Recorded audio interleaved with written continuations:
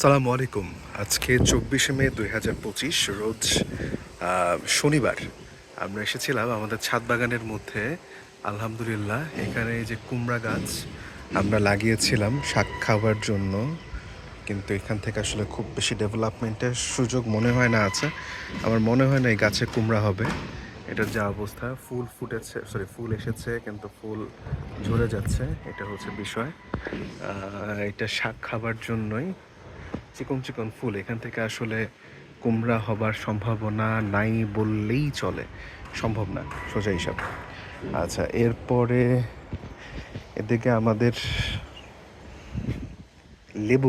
লেবু গাছে অনেকগুলো নতুন শাখা আসতেছে। লেবু গাছে নতুন শাখা আসা মানেই ফুল ফোটার একটা সম্ভাবনা থাকে, কিন্তু আসলে এখানে আসলে ফুল আসবে নাকি বা ফল আসবে নাকি।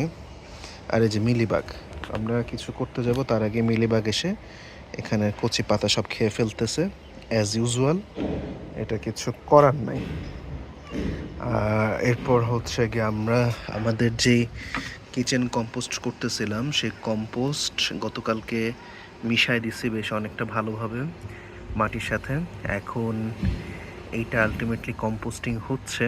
তো সামনে কোরবানির ঈদ, তো সেই সময় আরও বেশ কিছু গোবর সহ কম্পোস্ট করা যাবে। এদিকে আমাদের নিম গাছ, এটা বেশ সুন্দর ঝাঁকড়াভাবে হইতেছে, প্রচুর শাখা প্রশাখা আসতেছে এটার সাথে, এটা একটা ভালো বিষয়। এদিকে সিঁড়ির সাথেও বেশ অনেকটুকু ওর ডালের অংশ আসছে, এটা বিষয়। আর এদিকে হচ্ছে বড় নিম গাছটা, আর নিচের দিকেও ওর একটা প্রশাখা আসছে।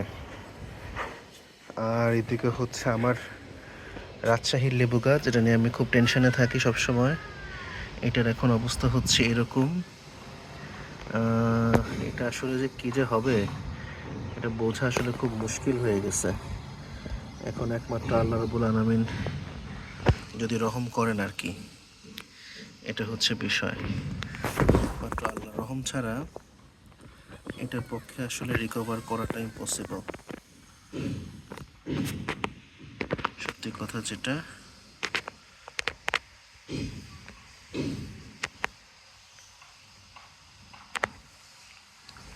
এই হচ্ছে অবস্থা, ফোকাস হচ্ছে না, যাই হোক আর কি। এটার বর্তমান কন্ডিশন হচ্ছে এরকম। পানি নিষ্কাশনের ব্যবস্থা করে রাখছি। এদিকে ড্রাগন গাছ টাছ আছে, পুঁইশাক গাছ, ওমা ড্রাগন গাছ কাটা দিল। পুঁইশাক গাছ, পুঁইশাক আছে আলহামদুলিল্লাহ, দেখা যাক কি হয় আর কি।